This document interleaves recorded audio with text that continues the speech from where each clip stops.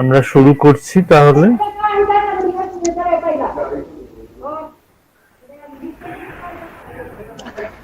तो मेरा नाम हरप्रीत सिंह है और मैं भारतीय किसान यूनियन एकता उग्राहा, जो पंजाब में बहुत ही अच्छे तरीके से काम कर रही किसानों की ऑर्गेनाइजेशन है, उसमें मैं काम करता हूँ, ब्लॉक लीडर हूँ। ওনার নাম হরপ্রীত সিং। উনি বিকেইউ উগ্রাহার সাথে কাজ করছেন, যেটা পাঞ্জাবে গত সময় জুড়ে অনেকটা কাজ করে এসছে। উনি ওখানে ব্লক লিডার। আচ্ছা, নমস্কার, আমার নাম Bhaskar Chakraborty. Dialogues on public health, এটা আমাদের একটা চ্যানেল। এই চ্যানেলের মাধ্যমে আমরা বিভিন্ন মানুষজনের ইন্টারভিউ নিচ্ছি কিছুদিন ধরেই। এই ডায়ালগস অন পাবলিক হেলথ মনে করে যে এই যে কোভিড সিচুয়েশনটা যেটা চলছে সেটাকে মানে আমাদের দেশের বিভিন্ন সরকার এবং সরকারি সংস্থা তারা মানে পিপুলের মুভমেন্টের ওপরে তাদের নানান রকম রিপ্রেশন করার চেষ্টা করে এটার থ্রু দিয়ে, এটার মাধ্যমে। তো আমরা এর ভিত্তিতে আমরা বিভিন্ন মানুষজনের সঙ্গে কথা বলছি, বিভিন্ন আন্দোলনের মানুষদের সঙ্গে কথা বলছি, জানার চেষ্টা করছি, বোঝার চেষ্টা করছি যে এই কোভিড সিচুয়েশনে ফলে তাদের আন্দোলনের উপরে কি কি প্রভাব পড়ে থাকতে পারে। তো এই পরিপ্রেক্ষিতে আজকে আমাদের মানে আলোচনা মিস্টার হরপ্রীত সিং জির সঙ্গে। আমরা প্রশ্নে যাব, তার আগে এটা ওনাকে একটু কমিউনিকেট করে দেব। वो बोल रहे हैं कि डायलॉग्स ऑन पब्लिक हेल्थ ये ऑर्गेनाइजेशन जो बिलीव करता है कि कोविड के वजह से, कोविड के थ्रू गवर्नमेंट अलग अलग तरीके से इंसानों के ऊपर बहुत सारा रिप्रेशन लेकर आया है, बहुत तरीकों से। सोशल जो सिचुएशन है उसके थ्रू देखा जाए, जस्टिस जो सिचुएशन है उसके थ्रू देखा जाए, देयर इज ए रिप्रेशन जो क्रिएट किया गया है। ये रिप्रेशन किस तरह से किस किस जगह पे कैसे कैसे आया है, इस चीज को समझने की कोशिश है। इस कोशिश में ये लोग अलग अलग आंदोलन से, अलग अलग लोगों से बात कर रहे हैं, चीजों को समझने की कोशिश कर रहे हैं,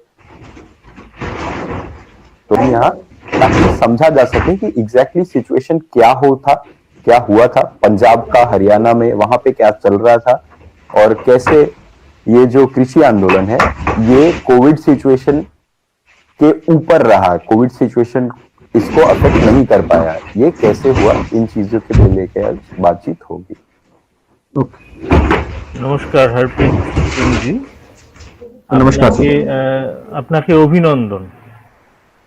thank you. Dialogues on public health, আপনাকে, আপনার সংগঠন, মানে সমগ্র যে কৃষক আন্দোলন, তাকে অভিনন্দন। আপনারা একটা কঠিন সংগ্রামের মধ্যে দিয়ে একটা জয় পেয়েছেন। এই যে জয়টা আমরা যেটা দেখছি আমরা, সেটা হলো যে প্রধানমন্ত্রী একটা ঘোষণা করেছে যে 3টে কৃষি আইন প্রত্যাহার করা হবে।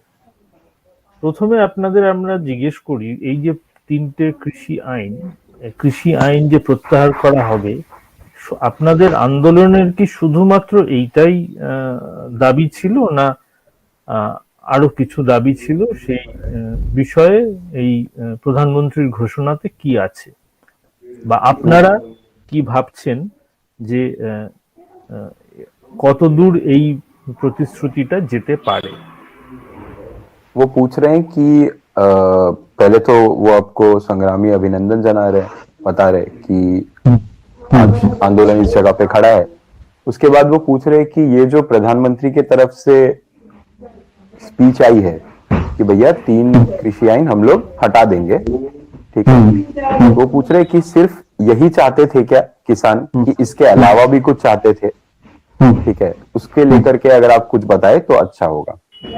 ओके, देखिए पहली बात तो ये है कि जब हमने ये आंदोलन शुरू किया, उसकी शुरुआत चाहे इस बात से हुई थी कि ये जो तीनों कानून हैं उनको रद्द कर दिया जाए, लेकिन हमने जब केंद्र सरकार के साथ हमारी बातचीत का दौर चला, 7 चरण की बातचीत हुई, तो उस बातचीत में हमने सरकार के आगे जो अपनी मांगे रखी थी, उन मांगों में हमारी सबसे बड़ी मांग ये थी कि तीनों काले कानूनों को रद्द किया जाए, और उसके आगे हमारी मांग थी कि एमएसपी पर कानून बनाया जाए। उसके आगे हमारी ये मांग थी कि लेबर कोड का जो कानून है उसे भी रद्द किया जाए। उसके बाद जो इलेक्ट्रिसिटी डिपार्टमेंट है उसको जैसे सेंट्रलाइजेशन करने की बातें की जा रही हैं, और सेंट्रलाइजेशन करने के बाद उसका निजीकरण करने की बातें जो की जा रही हैं, हम उसके विरोध में भी हम केंद्र सरकार के सामने अपना ये पक्ष रखते हैं कि वो जो, क्योंकि देखिए जो फार्मिंग है और जो इलेक्ट्रिसिटी बोर्ड है, इसका आपस में बहुत बड़ा कनेक्शन है आज के समय। अगर इलेक्ट्रिसिटी बोर्ड, इलेक्ट्रिसिटी सस्ती होगी, बिजली सस्ती होगी, तभी किसान जो है वो ट्यूबवेल से पानी को अपने खेतों में डालेगा, तभी कोई अच्छी सी फसल हो पाएगी। इसीलिए हम इलेक्ट्रिसिटी बिल का जो है वो विरोध करते हैं। और उसके आगे हमने जिन बुद्धिजीवियों ने, जिन इंटेलेक्चुअल्स ने हमेशा किसानों के पक्ष में लिखा है, जिन्होंने भी कभी भी जो जल जंगल जमीन की लड़ाई में हमेशा ही लड़ने वाले लोगों के साथ कंधे से कंधा मिलाकर लड़ते रहे हैं, हम उन बुद्धिजीवियों की, उन इंटेलेक्चुअल्स की रिहाई की मांग भी करते हैं, जिन्हें सरकार ने प्रोटेस्ट के अंदर शामिल होने, प्रोटेस्ट के पक्ष में लिखने, सरकार के खिलाफ लिखने के लिए उन्हें यूएपीए जैसे गलत कानून जो कि भारतीय लोकतंत्र का कत्ल करने के लिए बनाए गए थे, उनके तहत गिरफ्तार किया गया है। हम उनकी रिहाई की भी मांग करते हैं। यानी कि हम ये कहते हैं कि ये जो 3 काले कानून, पहली बात तो ये है कि प्रधानमंत्री ने सिर्फ कहा है और उनके कहने और करने में बहुत अंतर होता है। प्रधानमंत्री ने तो 15 लाख की बात भी की थी, 2 करोड़ रोजगार की बात भी की थी, उन्होंने तो काला धन लाने की भी बात की थी, बहुत कुछ कहा था प्रधानमंत्री ने। तो उनकी जो कहा है, उनकी वाणी पर हमें विश्वास नहीं है, ठीक है ना। तो हम सबसे पहले तो ये है कि अभी तो सिर्फ ये अनाउंस हुआ है कि ये कानून रद्द होंगे, जब ये संसद के अंदर जाकर सत्र के अंदर रद्द हो जाएंगे, उसके बाद हमारी एमएसपी पर बात होगी, उसके बाद हम लेबर कोड पर बात करेंगे, उसके बाद हम इलेक्ट्रिसिटी बिल पर बात करेंगे, उसके बाद हम बुद्धिजीवियों की रिहाई के लिए संघर्ष करेंगे, उसके बाद हम किसानों के ऊपर, पंजाब के किसान, मैं अकेले पंजाब के किसानों की बात करता हूं सर। आर्यन, इन्हें जरा आप पेन कॉपी ले लिए, जरा ब्रीफ में समझा दीजिएगा जो मैं कह रहा हूं। श्योर। वो मैं सर पंजाब के किसानों की बात करता हूं सर। पंजाब के किसानों का सिर्फ बैंकों का कर्जा 1 लाख करोड़ रुपया है। पंजाब की 80% जमीन जो है वो बैंकों के पास गिरवी पड़ी हुई है, और ये सिर्फ बैंकों का कर्जा है। यदि आप, यानी कि आड़तिया, जिसे आप शाहूकार भी कह सकते हैं, ठीक है ना, उसका कर्जा लगाकर देखेंगे तो पंजाब के किसानों के सर पर इतना कर्जा है कि आप सोच ही नहीं सकते।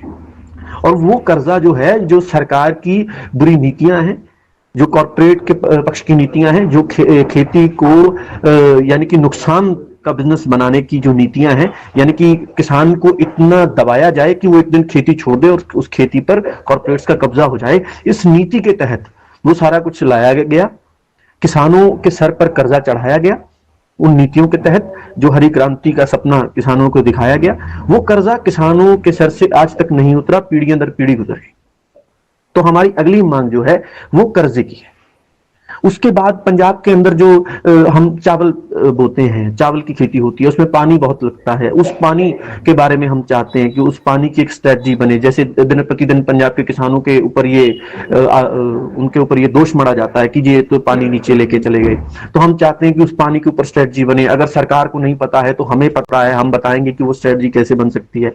पंजाब में चावल भी बीजा जा सकता है, चावल की फसल भी उगाई जा सकती है, और पंजाब के पानी का जो स्तर है, जमीनी पानी का जो स्तर है, वो भी ऊपर उठाया जा सकता है। उसके बाद मैंने इलेक्ट्रिसिटी बिल की तो बात आपके साथ करी दी है कि हम उसके ऊपर भी बात करना चाहते हैं। उसके बाद हम पंजाब के जो ये सारी खेती है, जो जिसे घाटे का सौदा बना के रखा है सरकार ने, हम इन वन लाइन, जब तक ये खेती दोबारा फायदेमंद नहीं बन जाती, जब तक हमारे घर में पैदा होने वाला हर बच्चा ये नहीं कहता कि खेती सबसे अच्छा बिजनेस है, क्योंकि सबसे जरूरी चीज अनाज है, इसीलिए खेती सबसे अच्छी चीज है। जब तक हमारे घर में पैदा होने वाला हर बच्चा ये नहीं कहता कि हाँ मैं खेती करना चाहता हूँ, खेती बहुत अच्छा बिजनेस भी है, बहुत अच्छा काम भी है, तब तक हमारा ये संघर्ष है जो वो जारी रहेगा।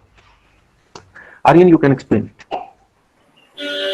अच्छा, मैं सिर्फ एक बार हरप्रीत जी आपसे पॉइंट्स कंफर्म कर लूंगा। वो है पहला जो है वो है कि ये जो 3 कृषि आइन है इनको कैंसिल करना है। बिल्कुल। अभी तक मतलब प्रधानमंत्री ने सिर्फ बोला है, उनके बोलने और करने में डिफरेंस है। बिल्कुल बिल्कुल बिल्कुल।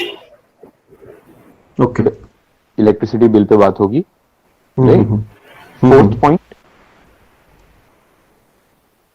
फोर्थ पॉइंट आपने क्या बोला, मैं मिस कर गया। फोर्थ पॉइंट मैंने लेबर कोड की बात की थी। लेबर कोड तो सेकंड में ही आ गया। एमएसपी, इलेक्ट्रिसिटी बिल, मैंने पहले बिल की बात की थी, उसके बाद मैंने एमएसपी की बात की थी, फिर मैंने इलेक्ट्रिसिटी की बात की थी, फिर मैंने लेबर कोड की बात की थी। ओके, तो ये 4 है। उसके बाद फिर लोन्स ऑन फार्मर्स, हाँ, जो किसानों के ऊपर कर्जा है उसकी बात की थी मैंने। नहीं लगता है बिल्कुल चावल बिल्कुल के लिए जो पानी। और उसके बाद जो चावल की खेती होती है उसके ऊपर जो पानी का स्तर नीचे जा रहा है, उस पानी के स्तर को ऊपर लाने के लिए, और उसके बाद जो खेती को यानी कि घाटे का सौदा बनाकर रखा है खेती को, यानी कि हम इस खेती की जो आमदन है उसे बहुत बढ़ाने की मांग जो है वो सरकार के आगे रखेंगे। Okay okay. উনি যেটা বলছেন সেটা হচ্ছে যে প্রথমত এখনো প্রধানমন্ত্রী আমাদের জানিয়েছেন যে এই 3টে কৃষি আইন আমরা বাতিল করে দেব। উনি শুধু এটা কথার মাধ্যমে জানিয়েছেন, সেটা এখনো অন পেপার কিছু হয়নি। বক্তব্য এটাই যে এটা যতক্ষণ না অন পেপার হচ্ছে ততক্ষণ সংঘর্ষ জারি থাকবে। এরপরে যেটা চলে আসছে সেটা হচ্ছে এমএসপি নিয়ে একটা আইন লাগু হতে হবে, মিনিমাম সাপোর্ট প্রাইস যেটাকে আমরা জানি, সে মিনিমাম সাপোর্ট প্রাইস নিয়ে একটা আইন আসা খুবই দরকার। এটা যতক্ষণ না আসছে ততক্ষণ সংঘর্ষ চলতে থাকবে।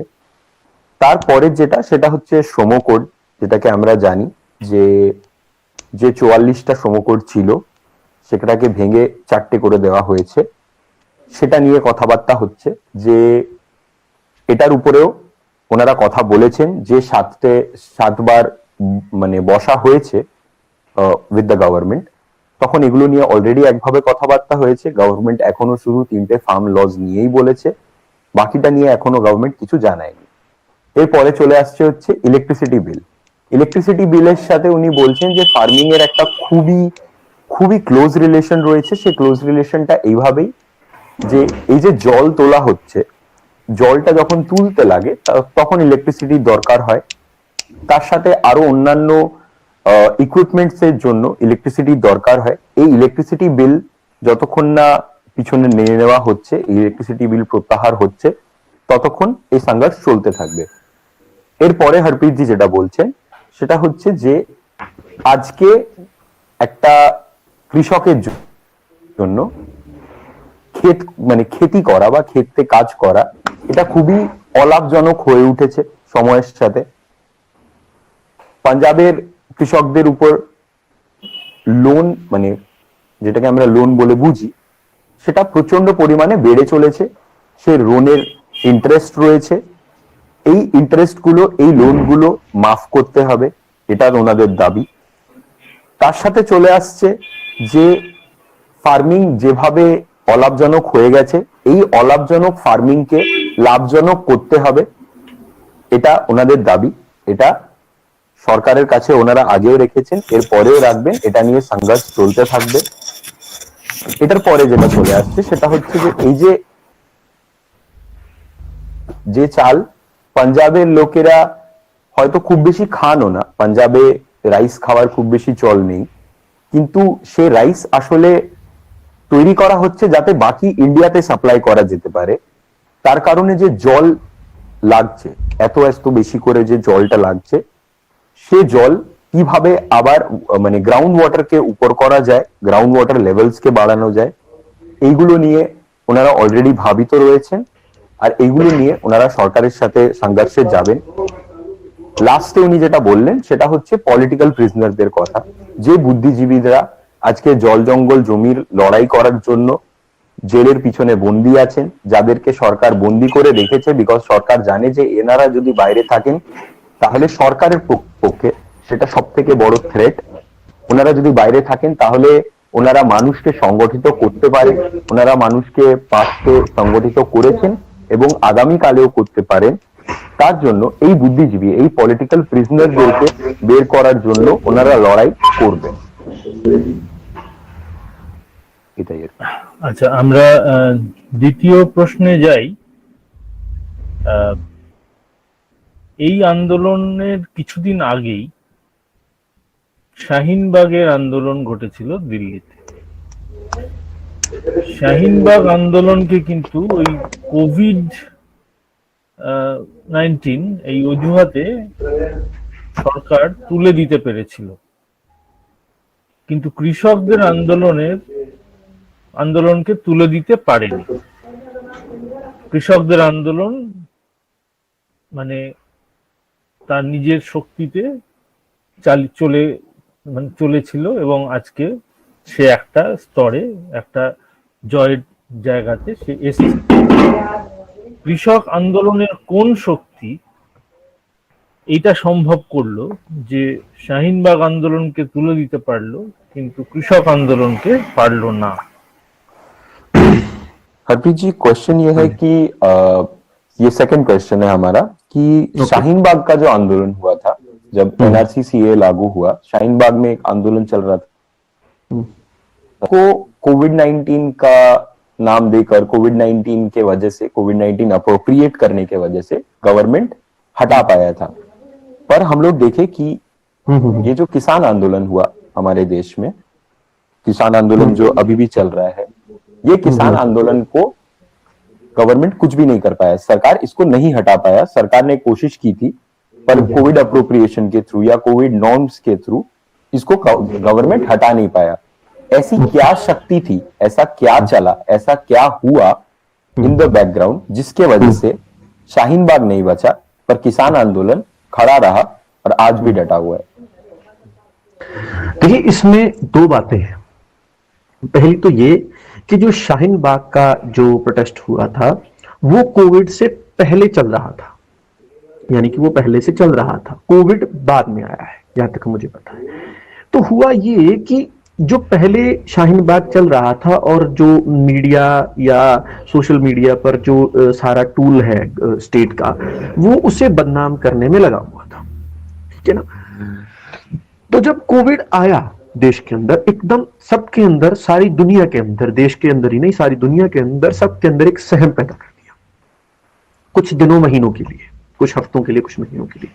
तो जो वो कुछ हफ्तों के लिए वो जो सहम पैदा हुआ, उस सहम के अंदर से मतलब लोगों ने ये कहना शुरू कर दिया कि यार ठीक है, तुम्हारा जो पैरेलल लोग थे, जो यानी कि सेकुलर लोग जिन्हें हम कहते हैं, जो ना स्टेट के थे ना प्रोटेस्ट करने वालों के, जो सेकुलर थे, उन्होंने कहा, जो आम जनता थी, उन्होंने कहा कि यार ठीक है, आप प्रोटेस्ट कर रहे हैं, आपका अधिकार है, लेकिन अब तो सारी दुनिया मरने के किनारे खड़ी है और आप अब प्रोटेस्ट करके क्या करेंगे? आपको इस समय सारी दुनिया के बारे में सोचना चाहिए। फिलहाल आप प्रोटेस्ट से खत्म कर दीजिए, उसके बाद आप जब कोविड चला जाएगा तब आप ये प्रोटेस्ट दोबारा शुरू कर दीजिए। तो ये बात हुई, ये ऑरा क्रिएट किया गया उनके आसपास। तो जान सबको प्यारी थी, इसीलिए सब इतने प्रेशराइज हो गए कि उन्हें, उनकी जो अपनी लीडरशिप थी शाहीन बाग की, उन्हें भी ये लगा कि शायद हम प्रोटेस्ट दोबारा खड़ा कर लेंगे। लेकिन जो हम फार्मर्स प्रोटेस्ट की बात करते हैं, तो फार्मर प्रोटेस्ट जो है वो आफ्टर कोविड आया है, यानी कि आप देखेंगे कि पिछले साल तकरीबन इस हफ्ते में आया था। आफ्टर जो सारा साल, यानी कि हमने 2020 का 2020 का सारा साल हमने उस कोविड को झेला और कहीं ना कहीं हम उससे सॉफ्टली लेने लगे, ये भी हुआ, ठीक है ना। ये मैं ओवरऑल इंडिया की बात कर रहा हूं आपके साथ। कहीं ना कहीं हम उससे सॉफ्टली लेने लगे कि नहीं, कोई बात नहीं यार, इतना भी नहीं है, लोग ऐसे ही डरा रखा है, इतना नहीं जितना दिखाया जा रहा है, जितना इसे प्रचारा जा रहा है। तो हुआ ये कि जब ये कोविड कई महीनों तक चला, लोगों को घर के अंदर बंद करके रखा गया, उनको डंडे के जोर के साथ अंदर रखा गया। जो मजदूर हर रोज कमाकर खा रहे थे, उनकी रोजी रोटी पर लात मारी गई। बहुत सारे लोगों को बहुत सारी दिक्कतें आई। हमने देखा किस तरह प्रवासी मजदूरों ने पलायन किया, वो सारी चीजें हमारे सामने थी। तो उसके अंदर हमारी ऑर्गेनाइजेशन ने ये फैसला किया कि ऐसे नहीं चल सकता, ठीक है ना। तो हम इसे वर्ल्ड वाइड भी देख रहे थे कि आखिर ये जो कोविड-19 पैदा हुआ है, ये कहां से हुआ है, क्यों पैदा हुआ है, किस इसकी डिप्लोमेसी क्या है। उस आधार पर हमने ये फैसला किया था कि इसके ऊपर हम अब घर के अंदर जो है, जो ये बंद करने की नीति है सरकार की कि हर कोई घर के अंदर रहे, और घर के अंदर बंद करके इन्होंने क्या कुछ किया है वो एक लंबी चौड़ी लिस्ट बन सकती है।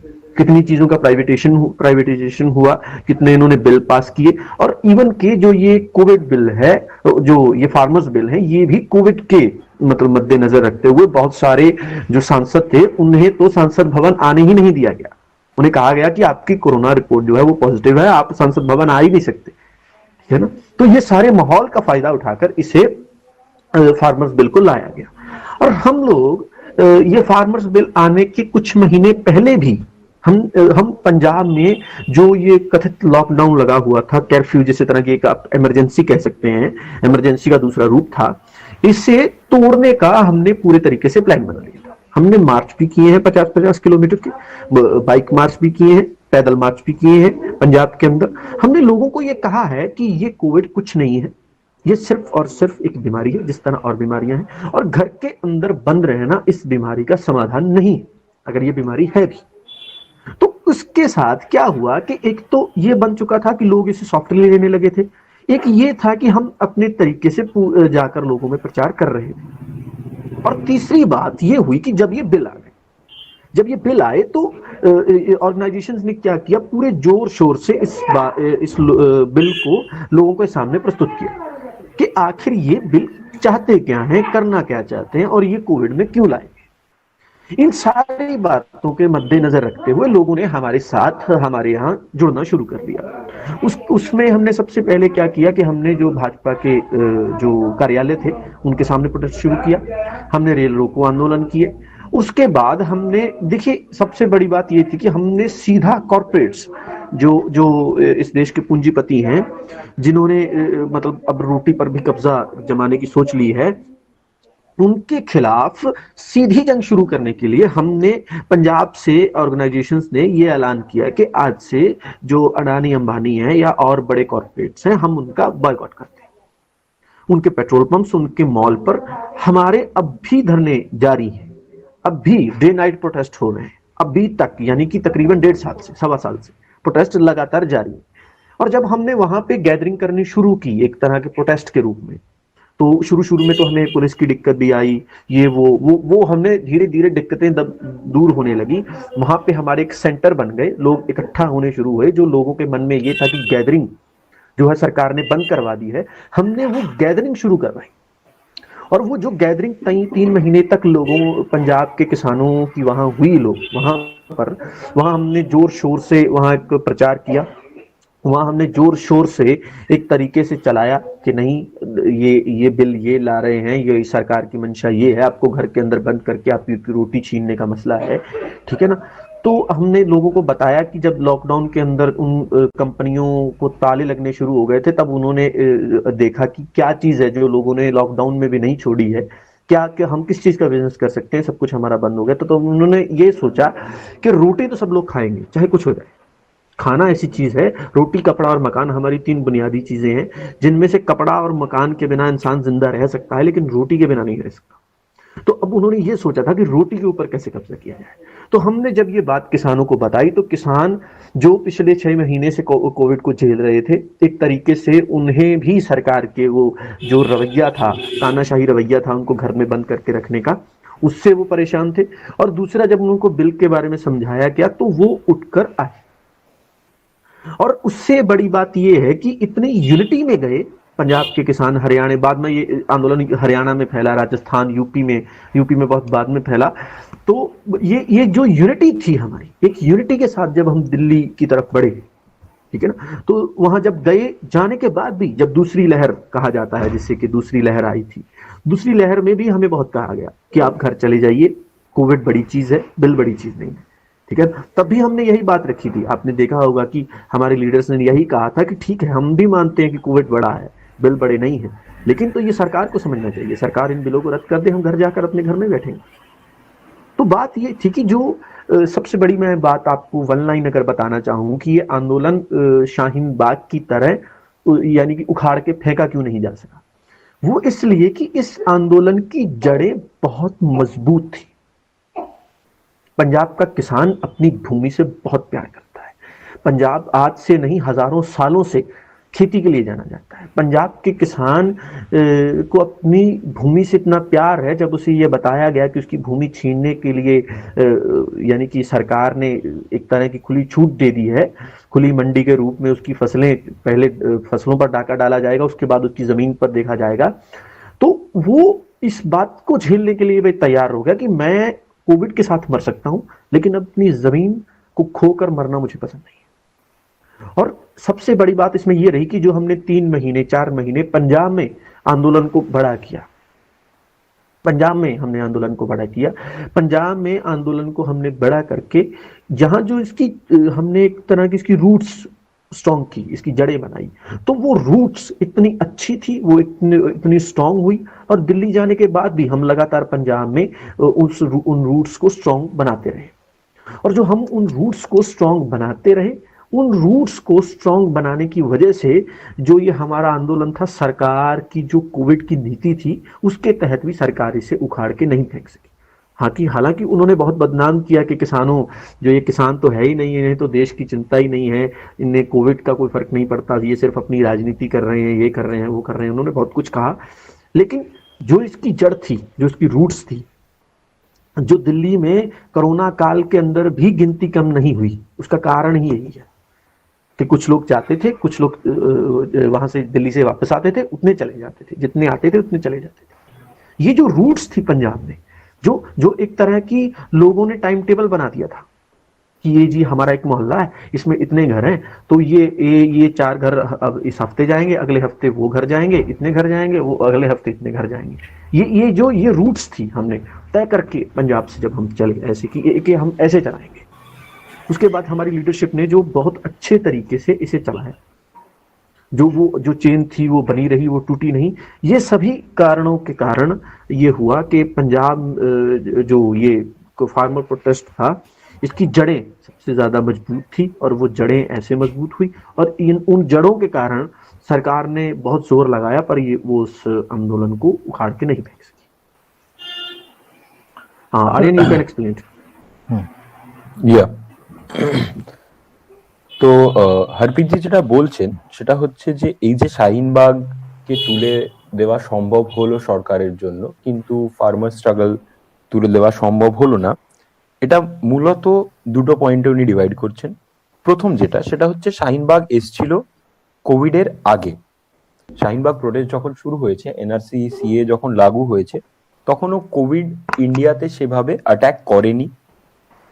তো যখন কোভিড এলো, তখন মিডিয়া যেভাবে গোটা প্রচারটা শুরু করলো, প্রথমেই অলরেডি শাহিনবাগকে নিয়ে একটা খুবই নেগেটিভ প্রচার ছিল গদি মিডিয়ার মধ্যে। এটা আমরা সবসময় দেখতে পেয়েছি যে গদি মিডিয়ার বক্তব্য হচ্ছে এরা হচ্ছে অ্যান্টি ন্যাশনাল, এরা হচ্ছে টেররিস্ট, এদেরকে দেশ থেকে বের করে দেওয়া উচিত, এইসব চলছিল। করোনা আসার পরে এই প্রচারটা আরো বেশি জোরে তারা শুরু করে দিল। যখন এই জোরটা শুরু হলো, তখন শাহিনবাগের যারা লিডার ছিলেন তারাও একভাবে চিন্তিত হয়ে পড়লেন। মানুষ, যারা নর্মাল মানুষ, যারা দেশবাসী, তারা একভাবে বলতে শুরু করলো যে আজকে তোমরা তো ওখানে লড়ছিলে তোমাদের জীবনের জন্য, আজকে গোটা দেশের জীবন খুবই বাজে একটা জায়গায় রয়েছে, তাই তোমরা এখন ফেরত চলে আসো, তোমরা যখন কোভিড চলে যাবে তখন নিজেদের মুভমেন্ট আবার বিল্ড আপ করে নিও। এই জায়গাটাতে শাহিনবাগের লিডারশিপও একভাবে ভাবিত হলো যে তাহলে কি সেটাই সত্যি করা উচিত। আলটিমেটলি যেটা হয় সেটা হচ্ছে যে শাহিনবাগ মুভমেন্টে লোকের যাওয়া আসা কমে যায়, লোকের যাওয়া আসা বন্ধ হয়ে যায়, আর দেখা যায় যে কোভিডের কারণে শাহিনবাগ প্রোটেস্ট উঠে যায়। সেকেন্ড পয়েন্টে যেটা বলছেন উনি, সেটা হচ্ছে যে ফার্মার্স প্রোটেস্ট বা এই যে কৃষি আইনের যে আন্দোলন, এই যে আন্দোলন দেশের বুকে চলছে, দিল্লির চারপাশে চলছে, সেটা শুরু হয়েছে কোভিড আসার পরে। কোভিড আসার পরে যখন সেটা শুরু হচ্ছে, একভাবে যেহেতু ফার্স্ট ওয়েভের পরে একটা সময় কেটে গেছিল, তখন মানুষও একভাবে জিনিসটাকে লাইটলি নিতে শুরু করেছিল। এই কোভিড যখন প্রথমে শুরু হলো, তখন আমরা দেখতে পেলাম যে গভর্নমেন্ট নানান ধরনের লজ নিতে শুরু করলো। প্রাইভেটাইজেশনের যে লগুলো এলো, বাকি যতগুলো বিল এলো, ফার্ম বিলও তার মধ্যে একটা অন্যতম বিল, যেটা তারা কোভিডের টাইমেই নিয়ে এলো। আর তার মধ্যেও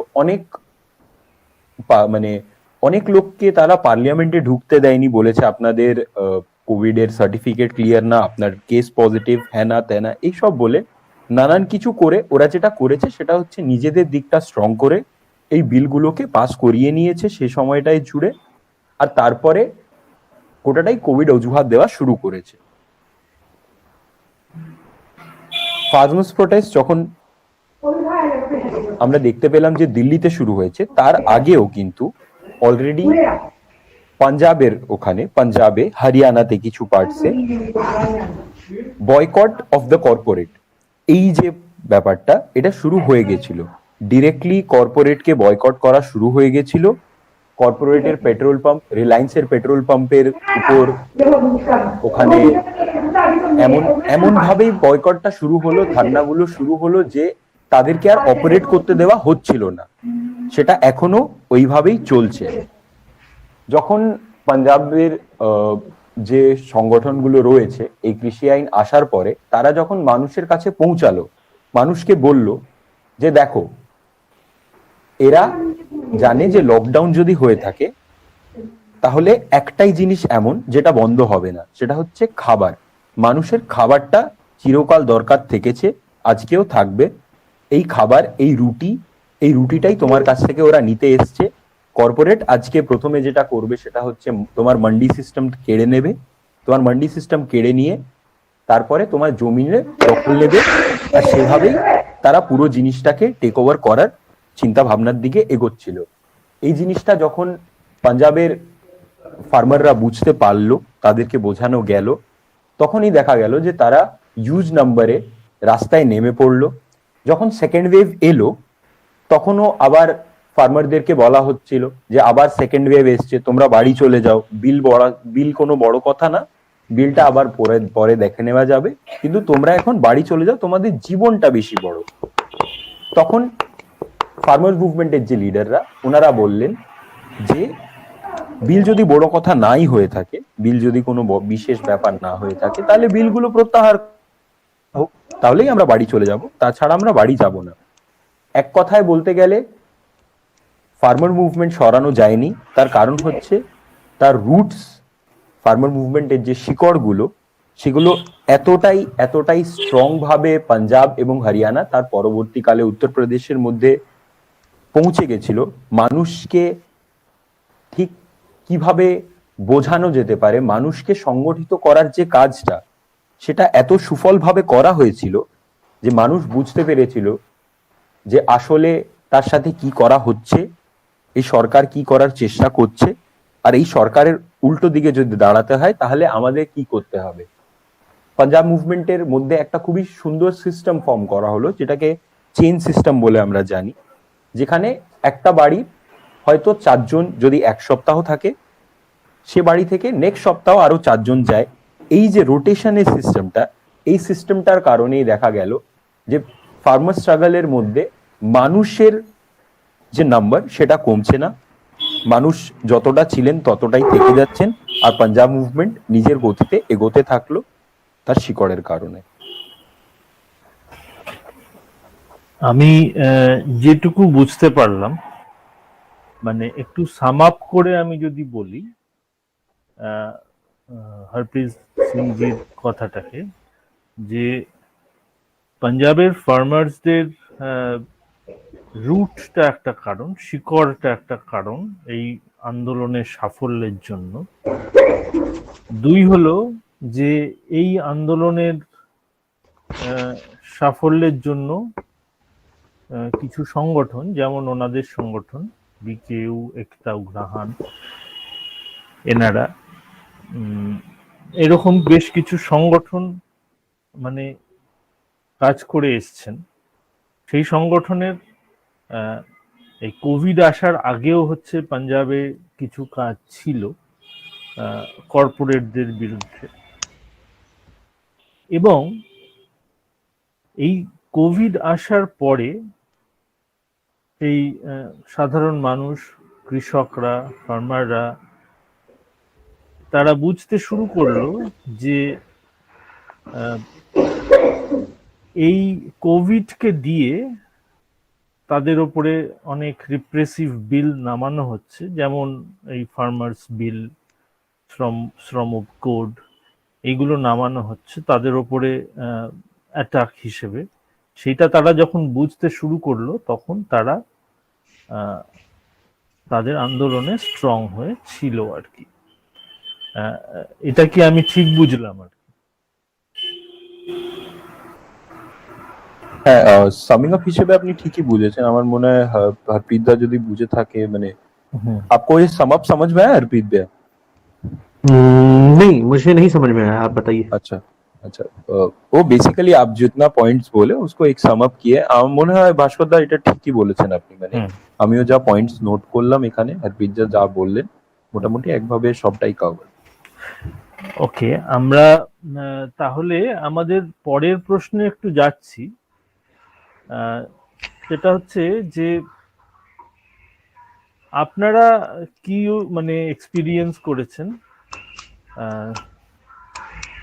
ভারতে? আমরা দেখেছি যে মানে মিডিয়াতেও যে ইভেন যা রিপোর্ট বেরিয়েছে তাতে দেখা গেছে যে যেখানে মানুষ বেশি থাকেন, ঘন বসতিপূর্ণ অঞ্চল, সেখানে কোভিডের প্রকোপ দেখা গেছে কম, আর যেখানে শহরে সচ্ছল মানুষদের মধ্যে কোভিডের প্রকোপ দেখা গেছে বেশি।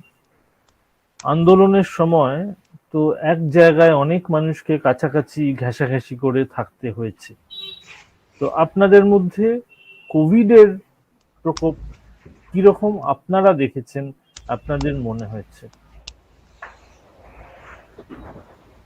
हरप्रीत जी वो पूछ रहे हैं कि ये देखा गया है हमारे देश में ऐसे भी बहुत ज्यादा लोग रहते हैं, हमारी पॉपुलेशन बहुत ज्यादा है, तो पर एरिया लोगों की जनसंख्या बहुत ज्यादा है। जो देखने को मिला इस बार वो है कि जहाँ ज्यादा लोग रहते हैं, जो घिंजी इलाके हैं जहाँ पे लोगों की संख्या ज्यादा है और जगह कम है, वहां कोविड का प्रकोप कम हुआ है।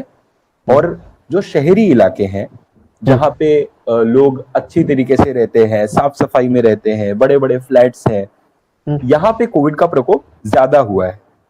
तो हम लोग देखे हैं कि देश के गांव में कोविड उस तरह से नहीं फैल पाया है जिस तरह से शहरों में फैला है। तो इसको लेकर के पंजाब में आपकी क्या अंडरस्टैंडिंग है, और आपका जो आंदोलन चल रहा है वहां पे कोविड किस तरह से आप लोगों को अफेक्ट किया या नहीं, अगर किया तो किस तरह से किया, आपने उसको कैसे कॉम्बैट किया, कैसे फाइट किया, ये हमारा तीसरा क्वेश्चन। ओके, देखिए सबसे पहले बात तो ये है जो अब आपने कहा कि जहां लोग भीड़ भाड़ वाले इलाके में रहते हैं या जहां गांव में रहते हैं वहां आंदोलन कोविड है उसका प्रकोप कम देखने को मिला, और जो शहर है जहां जो मतलब कि बड़े नगर हैं जहां बड़े बंगले में रहते हैं लोग वहां ज्यादा था। इसका कारण ये है सर, देखिए ये तो WHO ने भी कहा है और हमारे बहुत सारे डॉक्टर्स ने भी कहा है। उन्होंने ये साफ कहा है कि जो कोविड है वो अगर आपको हो भी जाता है तो अगर आपकी इम्यूनिटी बहुत स्ट्रांग है, आपकी प्रतिरोधक क्षमता बहुत अच्छी है, तो आप कभी भी उसकी चपेट में नहीं आएंगे, वो आपको ज्यादा इफेक्ट नहीं कर पाएंगे। अब देखिए बात ये है कि जो ये असल में एक क्लास डिवाइडेशन है, जो ये है जिनकी आप बात कर रहे हैं कि जो शहर है जो वहां बंगलों में लोग रहते हैं वो एक हाई क्लास है, और जहां आप भीड़ भाड़ वाले इलाकों की बात कर रहे हैं वो तकरीबन बस्तियां हैं जहां मजदूर रहते हैं, और जहां गांव की बात कर रहे हैं वहां तकरीबन किसान रहते हैं। और ये स्वाभाविक बात है कि जो किसान और मजदूर हैं उनकी प्रतिरोधक क्षमता अच्छी होती है क्योंकि वो फिजिकल वर्क करते हैं और तकरीबन अच्छी डाइट लेते हैं। अगर अच्छी डाइट नहीं भी ज्यादा अच्छी बहुत अच्छी डाइट नहीं ले पाएंगे, किसान तो अच्छी ले सकता है क्योंकि उसके घर में सब कुछ है, शायद जो शहर के मजदूर हैं वो इतनी अच्छी डाइट नहीं ले पाते होंगे, लेकिन फिर भी उनके आप देखेंगे उनके शरीर में एक फुर्ती होती है, एक ताकत होती है, वो उनकी immunity, प्रतिरोधक क्षमता बहुत अच्छी होती है। अगर आप फिजिकल वर्कआउट करते हैं तो आपकी कम डाइट भी आपको शरीर को बहुत अच्छे से प्रोटेक्ट कर सकती है। तो जो शहर और गांव में जो गांव में और जो बस्तियों में कोविड का जो प्रकोप कम था, उसका बड़ा कारण ये है कि जो वो लोग हैं जो सुबह मतलब 9 बजे दफ्तर जाते हैं, 5 बजे वापस आ जाते हैं, है ना, तो अपने शरीर की तरफ ध्यान नहीं दे पाते, उनका सारा दिन जो है वो पैसे कमाने में या अपनी कंपनियां संभालने में लग जाता है। तो उसका बड़ा कारण ये था, ठीक है ना। और मतलब मैं ये आप सब शब्दों में ये कह सकते हैं कि जो भीड़ भाड़ वाले इलाके थे, जो गांव थे, वहां कोविड हुआ था, लेकिन लोगों की प्रतिरोधक क्षमता की वजह से, लोगों की इम्यूनिटी की वजह से वो वहां उतना नुकसान नहीं कर पाए।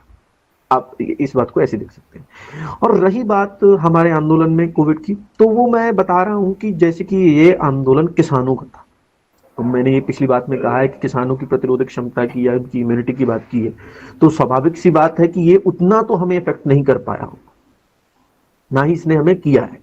लेकिन फिर भी हमने एक सोशल वैल्यूज की अगर हम बात करें, हमने सोशली लोगों को दिखाने के लिए हमने कोशिश की है कि हमने कोशिश की कि हम एक तरीके से इसके कुछ रूल्स जो हैं वो फॉलो कर पाए। यानी कि हम जो सेक्शन था, हम चाहते थे कि हमारे साथ सारे भारत के लोगों की सहानुभूति हो। हम चाहते तो हम इस बात को तोड़ भी सकते थे कि नहीं भाई, ये यहाँ कोई कोविड नहीं है, ना हम इसे मानते हैं, हमारा आंदोलन जैसे चल रहा है वैसे चलेगा। लेकिन जैसे मैंने कहा कि हम इस देश के हर वर्ग की, हर आदमी की हम सहानुभूति चाहते थे। उस सहानुभूति को लेने के लिए हमने ये पैतरा अपनाना पड़ा कि हमने कुछ चीजों को फॉलो करने की कोशिश की, जैसे कि वो ये सोशल डिस्टेंसिंग थी। हमने जो वहाँ टेंट थे वो अपने थोड़े बड़े लगाए, जहाँ हम स्टेज लगाते थे वहाँ लोगों को कोशिश करते थे कि थोड़ा दूर बैठाने की कोशिश करें। या जैसे कि आप कहेंगे कि वहाँ हम दवाइयाँ, टेस्ट या उनकी इम्यूनिटी के लिए डाइट बहुत अच्छी आती थी, जहाँ कहा जाता है कि जी किसान तो पिज्जा खा रहा है, किसान तो ये कर रहा है, किसान तो वो कर रहा है ना, किसान तो जी हलवा खा रहा है ना। तो वो हम बता ही चुके हैं कि जो हलवे का घी है, वो दूध भी हमारे घर पे पैदा होता है, और जो अनाज है वो भी हमारे यहाँ पैदा होता है। तो हमारे पास खान पीन की कमी नहीं थी। तो उसकी वजह से जो हमारे पास अच्छा इम्यूनिटी सिस्टम था, उसकी वजह से। और दूसरी बात ये थी कि हमारे प्रेसिडेंट थे जोगिंदर सिंह, उनकी रिपोर्ट कोविड पॉजिटिव थी, तो हमने उन्हें कुछ दिनों के लिए आइसोलेट किया भी था, उनको आइसोलेट किया भी था कुछ दिनों के लिए। तो वो बुजुर्ग थे, लेकिन उन्होंने रिकवरी कर ली।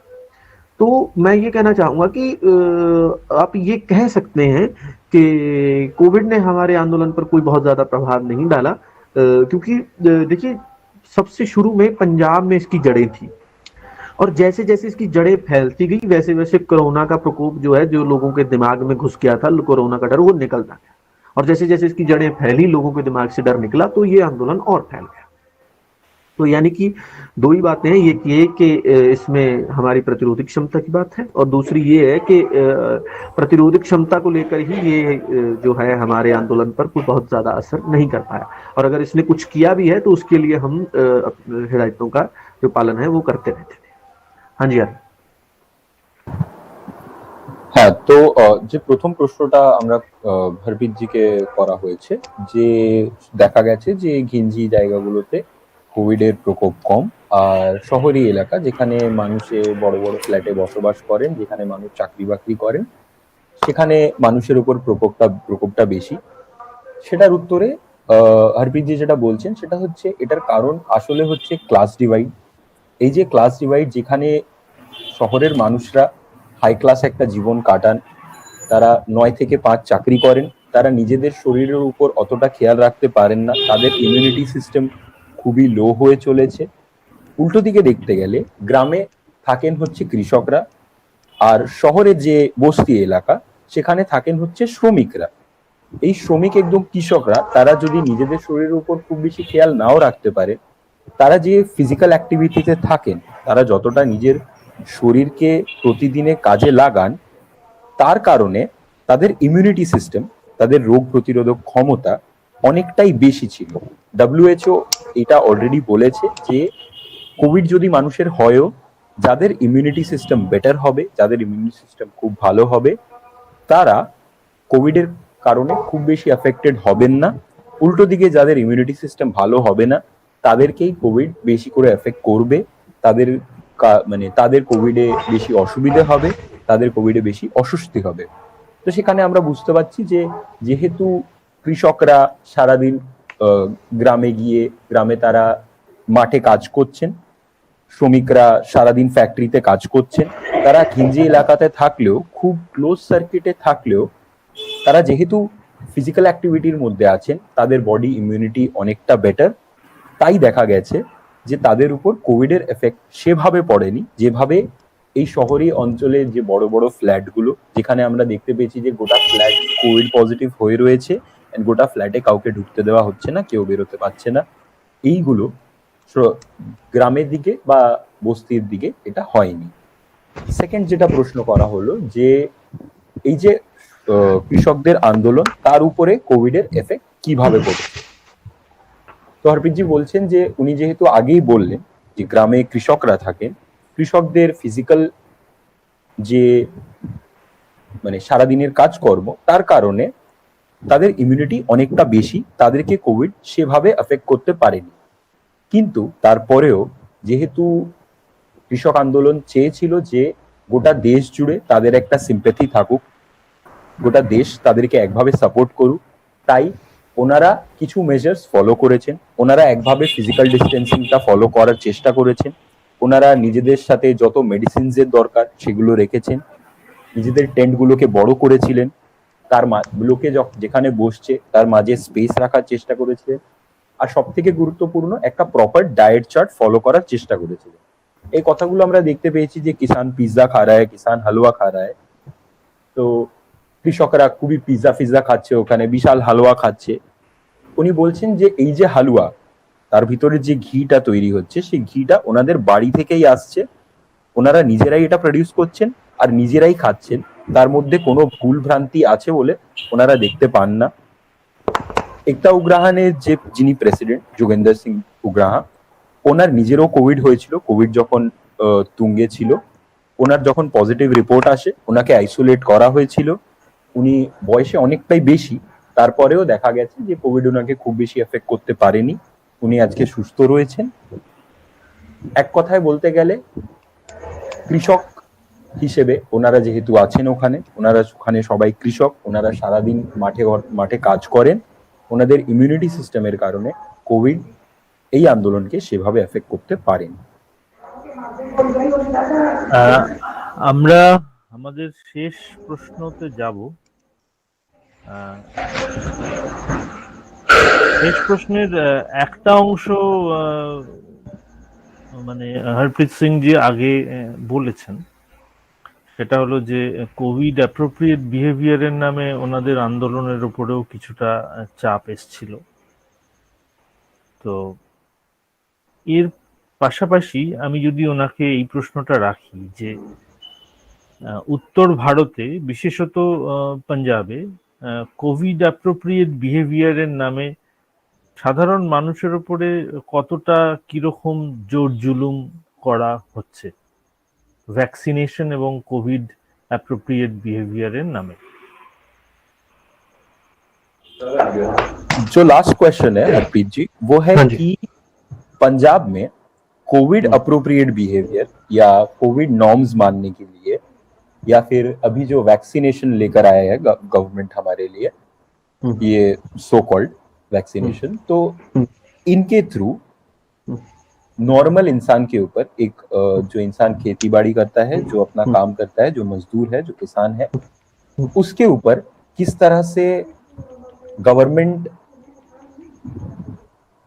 अपना प्रेशर क्रिएट किया है, किस तरह से, मतलब यहाँ पे जैसे हम लोग देख रहे थे कि आप खुद भी बोल रहे थे कि लाठियों के थ्रू, ठीक है, तो लोगों को पिटाई की जा रही थी, श्रमिकों को पिटाई की जा रही थी, माइग्रेंट वर्कर्स के साथ क्या हुआ हम लोग देखे हैं। तो इसका जो वर्जन है, पंजाब का क्या वर्जन है, पंजाब में एग्जैक्टली क्या आप वैक्सीन लगवाने में कह रहे हैं कि लोगों को वैक्सीन लगवाने के लिए कैसे प्रेशराइज किया गया? वैक्सीन भी और कोविड नॉर्म्स मानने के लिए कोअर्शन के बारे में मैं पूछ रहा है। वैक्सीन के लिए जो जबरदस्ती करने के बारे में पूछ रहा है। हाँ, मैं वही बात कर रहा हूँ देखिए, जो है, जो कोविड की हिदायतों को मानने के लिए मैं कह रहा हूँ, वो मैं आपको बता ही चुका हूँ कि इवन के लोगों को घर में आकर करके पीटा गया। आप यकीन नहीं करेंगी, वो वीडियोस मेरे पास पड़ी भी हैं, अगर आप चाहें तो मैं आपको दे भी सकता हूँ। लोगों को, जैसे कि आप हैं, आप अपने घर के बाहर बैठे हैं, पुलिस की गाड़ी आई, पुलिस ने देख लिया कि ये फला फला आदमी अपने घर के बाहर बैठा था और इसके ये रंग के कपड़े थे, ये आदमी था, पहचान लिया। पुलिस उसे घर के अंदर घुस के मारती थी डंडों के साथ कि हाँ भाई तुम बाहर क्यों बैठे थे। यानी कि ये आलम था। यानी कि इस हद तक कोविड की हिदायतों को मानने के लिए लोगों को यानी कि परेशान किया गया, उनको प्रेशराइज किया गया। और अगली बात, जो कोविड जो ये वैक्सीनेशन लगवाने की बात है, तो वो ये है कि सबसे पहले लोगों को इसके लिए ये कहा गया कि देखिए, जो गवर्नमेंट जॉब पर है उनकी तो 100% ये है कि अगर आपने किसी भी तरीके से वैक्सीन नहीं लगवाई तो आप जॉब पर जा ही नहीं सकते, ठीक है ना। तो उसके लिए जरूरी कर दी, तो बहुत सारे जो गवर्नमेंट एम्प्लॉयज थे उन्होंने लगवा दी। सबसे पहले तो ये था कि जो वैक्सीनेशन थी उसके प्रति लोगों की इतनी मतलब नेगेटिव सोच थी कि जो लोग हैं कि सरकार के ऊपर लोग भरोसा नहीं कर पाते। पंजाब में लोगों का सरकार के ऊपर से भरोसा उठ चुका है, ठीक है ना। वो लोग भरोसा नहीं करते हैं। लोगों को ये लग रहा था कि शायद ये वैक्सीनेशन बहुत गलत है, ये हमारे लिए कुछ नुकसान करवा रही है सरकार, हमारे फायदे के लिए नहीं है।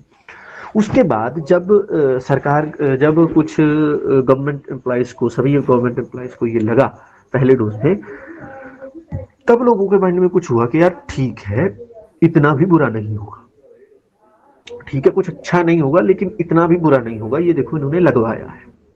तो वो गवर्नमेंट ने ट्रेंड सेट करने के लिए सबसे पहले गवर्नमेंट एम्प्लॉयज को मजबूर किया कि वो वैक्सीन लगवाएं। मजबूर किया, उनका मन नहीं था, कहा गया कि आप ड्यूटी नहीं आ सकते जब तक लगवाएंगे। उसके बाद प्राइवेट कंपनीज को ये कहा गया कि अपनी सारे एम्प्लॉयज जो है प्राइवेट स्कूल्स को कहा गया, अगर आप स्कूल खोलना चाहते हैं तो हर एक बच्चे के टीकाकरण होना चाहिए, हर एक टीचर का टीकाकरण होना चाहिए। कॉलेज खोलना चाहते हैं तब टीकाकरण होना चाहिए। आप बैंक में जाना चाहते हैं तब आप बाहर सिक्योरिटी गार्ड आप चेक करता था कि आपको एक डोज लगाया कि नहीं। इवन कि ये बातें भी सामने आ रही थी कि आपकी जो वैक्सीनेशन सर्टिफिकेट है आपका, वो आपके बैंक खाते के साथ जुड़ा है। अगर आपने वैक्सीनेशन नहीं करवाया तो आप बैंक में जाकर के पैसे नहीं निकलवा सकते। आप बैंक में जाकर के अपना खुद के अकाउंट से पैसे भी नहीं निकलवा सकते, आपको बैंक के अंदर एंटर नहीं होने देते। ये हालात भी बनाने की कोशिश की गई पंजाब के अंदर। तो इन सब के दौर के अंदर जो वैक्सीनेशन के लिए मजबूर किया गया, जैसे कि किसी ने पासपोर्ट बनवाना है तो उसके लिए भी वो जरूरी है, किसी ने ऑफिस जाना है उसके लिए भी वो जरूरी है। तो चारों तरफ से सरकार ने प्रेशर क्रिएट करके वो लोगों को वैक्सीनेशन लगवा दी। यानी कि इस तरीके से वो प्रेशर क्रिएट किया गया चारों तरफ से लोगों के ऊपर। हाँ जी, आर्यन यू कैन ट्रांसलेट। তো তাহলে মানে একসঙ্গে এটাও আমি রাখতে চাইছি, মানে সেটাকে এই কৃষকরা কি এই প্রেশারটাকে, এই কোয়ারশনটাকে কি কোনোভাবে মানে মানে এর বিরুদ্ধে কি কোনো রকম কিছু পদক্ষেপ নিয়েছেন বা নেওয়ার কথা ভেবেছেন, মানে এই যে কোয়ারশনটা?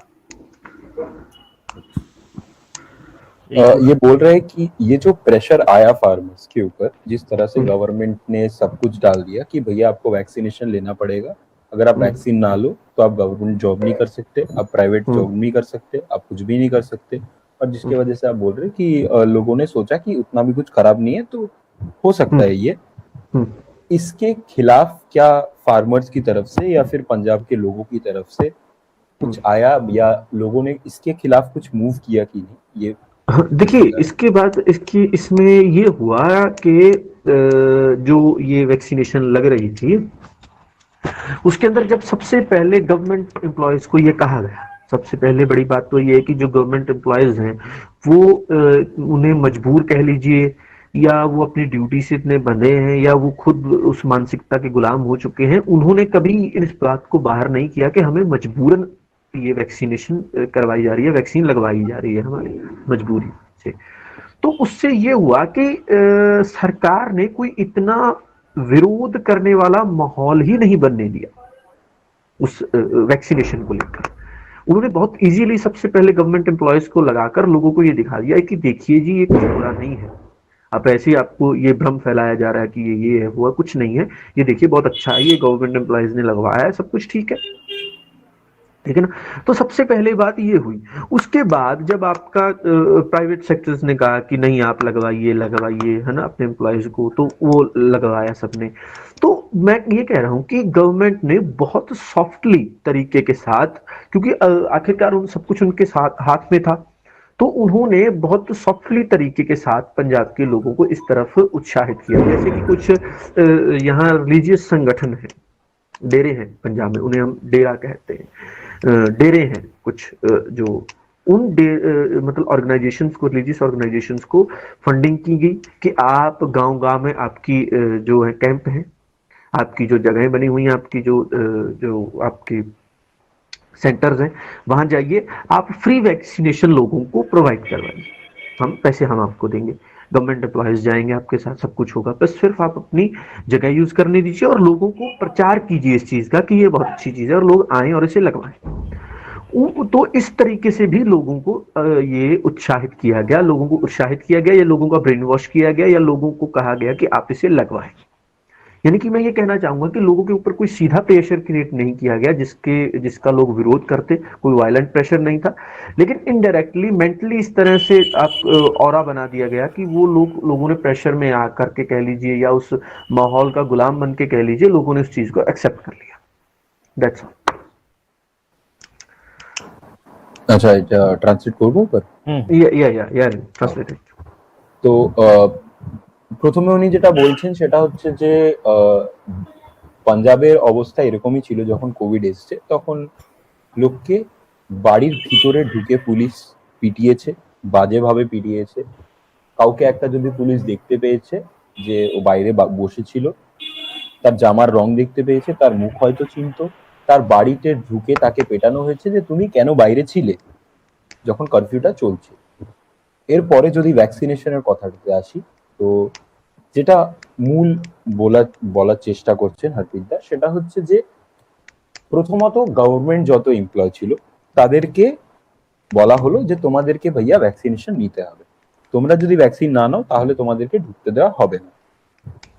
এবার এই যে প্রেশারটা তাদের উপর ক্রিয়েট করা হয়েছে, এই প্রেশারটা খুবই স্মুথলি ক্রিয়েট করা হয়েছিল। This was a very soft pressure. প্রেশারটা এইভাবে তৈরি করা হয়নি যেখানে লোকে খুব নেগেটিভলি দাঁড়াতে পারবে। পাঞ্জাবের লোকেরা খুব বেশি যে গভর্নমেন্টকে বিশ্বাস করে তেমনটা নয়, এখনো করে না।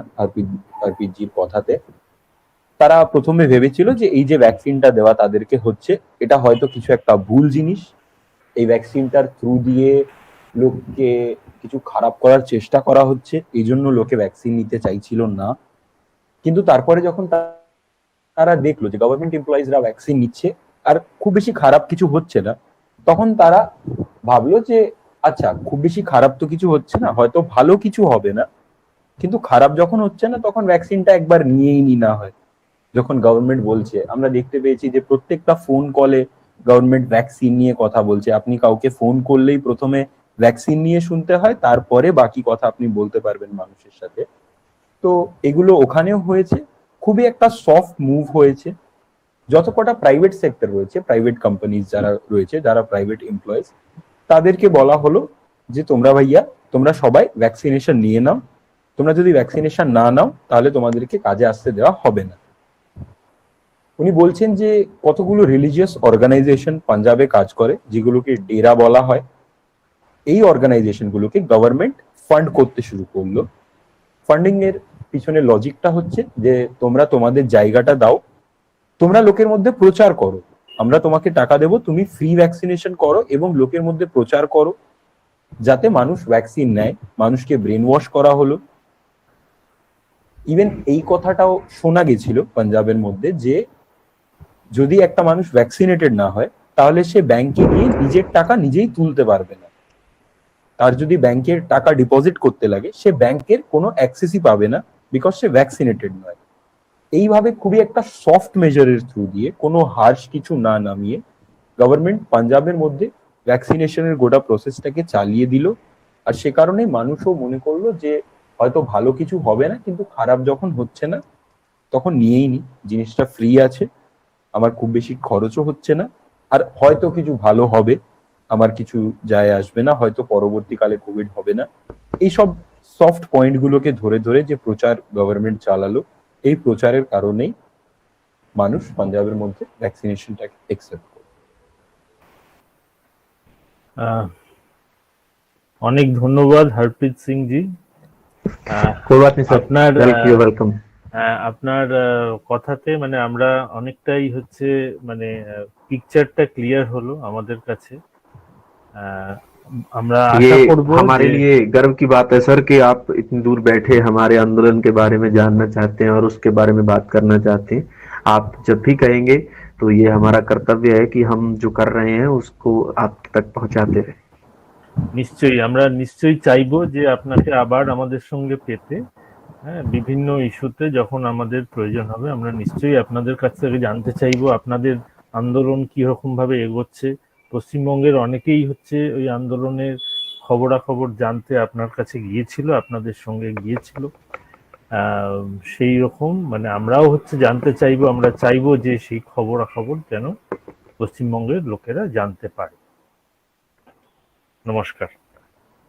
वो बोल रहे हैं कि हम वेस्ट बंगाल की तरफ से ये हमेशा ही चाहेंगे कि वहाँ जो हो रहा है, पंजाब में जो भी चल रहा है, वो हम तक पहुंचता रहे, हमें पता चलता रहे कि वहाँ क्या हो रहा है, कैसे हो रहा है, और ये जो इतना बड़ा आंदोलन चल रहा है इसके साथ हम भी खड़े हैं, हम भी चाहते हैं वहाँ जाना। मैं खुद आपसे मिल के आ चुका हूँ, आपको याद होगा।